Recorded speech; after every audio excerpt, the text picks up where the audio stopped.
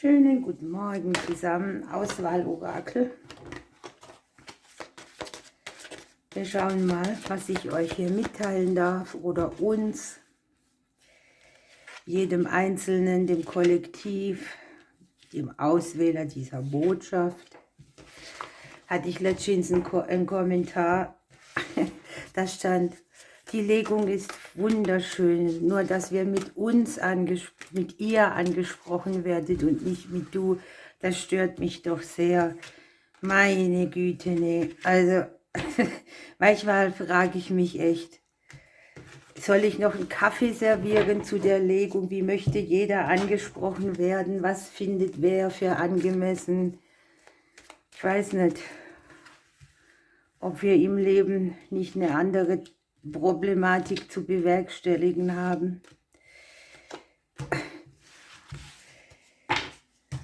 Vor allem auch frage ich mich immer, was Menschen dazu bewegt oder warum sie den Drang haben, sowas zu schreiben. Würde ich nie machen, dass ich das schreibe. Das ist alles wunderbar, aber ich möchte so oder so angesprochen werden.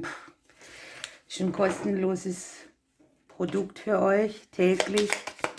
Da noch zu sagen, ich hätte gern dies, das, jenes, ja, finde ich schon speziell. Aber im Prinzip habe ich auch Wünsche gern, aber nicht von jemandem, den ich hier das erste Mal lese und der dann meint, er müsste mir jetzt erklären, ob ich du, ihr oder wir sagen soll.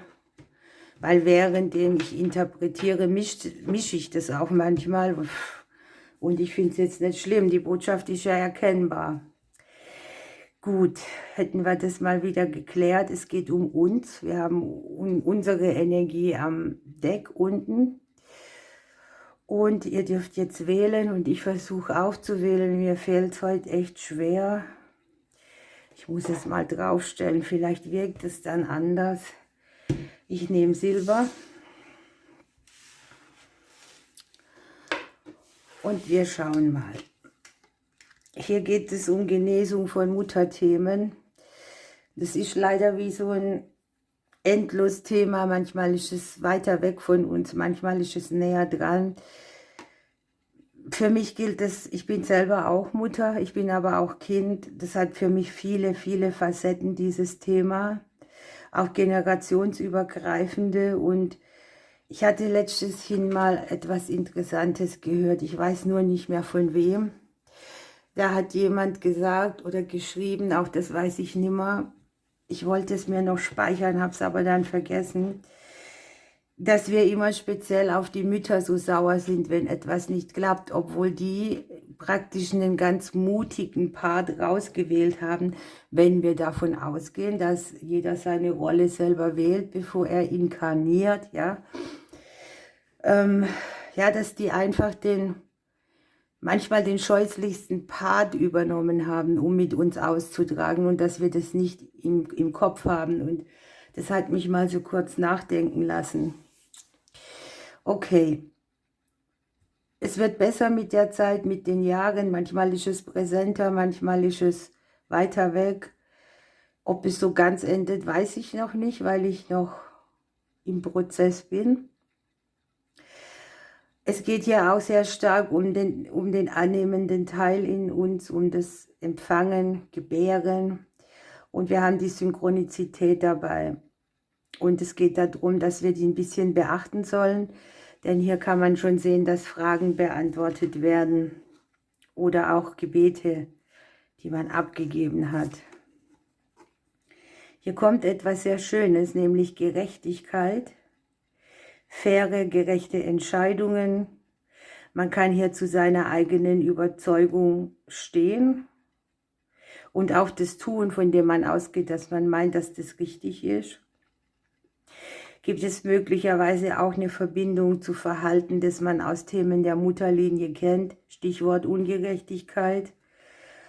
Und mit der 3 des Wassers haben wir ja tatsächlich eine Feier, eine Hochzeit, irgendein Ereignis, was kommt. Kann ja auch ein Geburtstag sein, keine Ahnung, was eben in jedem Leben gerade so an Ereignissen so stattfindet. Und es zeigt sich irgendwie dass man den Wunsch hat, dass der Alltag ein bisschen erhellt wird oder dass man irgendwo auch mehr Wunsch- oder Spaßgefühle haben will oder Gründe zum Feiern. Wir haben, das ist sehr passend, das Thema Unabhängigkeit und im Hier und Jetzt sein. Also auch mehr ins Hier und Jetzt fokussieren, nicht so sehr in die Vergangenheit gucken. Ich meine, wenn du selber Mutter bist, hast du genügend Gründe, dich immer zu hinterfragen, ob du alles richtig gemacht hast, ob du immer gerecht warst, ob du allem gut nachgekommen bist, so gut du es konntest. Und wir sind im Hier und Jetzt, wir können es eh nicht mehr ändern. Ne? Ob man jetzt Schuldgefühle hat oder nicht, so geht es dann aber auch unseren Müttern. Und so wächst für mich immer das Bewusstsein noch mehr nach wie kann ich selber was einfordern, was ich jetzt zum Beispiel meiner Mutter nicht zugestehe. 5. Haus haben wir hier, passt wieder wunderbar. Selbstverwirklichung, Kinder, ein Haus des Elementes Feuer, können hier auch Sternzeichen wieder Schütze und Löwe mit involviert sein. Julian zum Beispiel ist Löwe, meine Mutter ist Widder. So viel dazu. Okay. Und hier haben wir tatsächlich eine Bewegung, die trifft das ganze Familiensystem. Etwas kommt in Fahrt, etwas harmoniert sich mit irgendwas, kann man Frieden schließen oder einen Kampf beenden. Also eigentlich ist das eine wunderschöne Legung, weil sie wirklich Frieden bringt in solche Themen, die man schon länger mit sich rumträgt und die natürlich auch eine Urwunde sind. So, die andere Seite. Ihr habt gerade ein bisschen Magie am Wirken. Eure Situation und eure Sachen sind von besonderem Zauber umgeben. Ihr dürft auch mit wundersamen Wänden rechnen. Und wenn ihr irgendwo euch unentschlossen fühlt, dann ist es hier eine gute Zeit, eine Entscheidung zu treffen und dabei auf die Intuition zu hören. Wobei die auch nicht immer so greifbar ist, wie man sie in dem Moment braucht. Aber die Zeit scheint günstig dafür zu sein.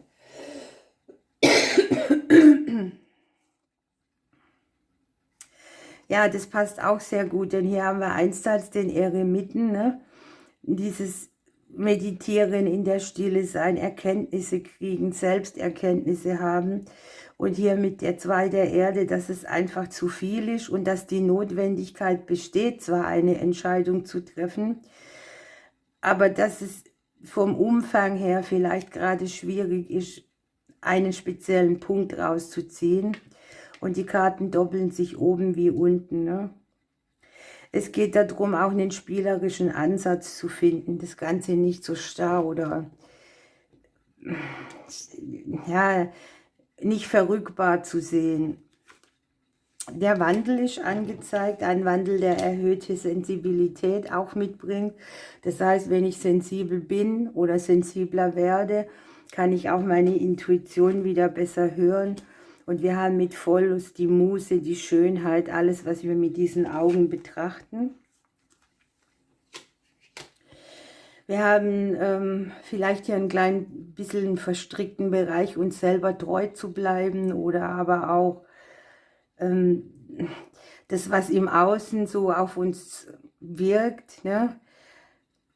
Sehr viel Selbsttreue, Selbstloyalität von uns fordert und wie mache ich es mir recht und den anderen oder was ist für mich schön und wo muss ich mich mehr inspirieren lassen. Es kann ja auch sein, dass irgendwo ein Bereich verstrickt ist, wo du mit deinen Freunden irgendwie zusammen etwas kreierst, wo ihr gemeinsam etwas umsetzt und wo trotzdem jeder eine eigene Meinung hat und zu einer Entscheidungsfindung einfach 2 gehören. Okay, ihr Lieben, ich wünsche euch einen wunderbaren Tag. Ich drücke euch bis morgen.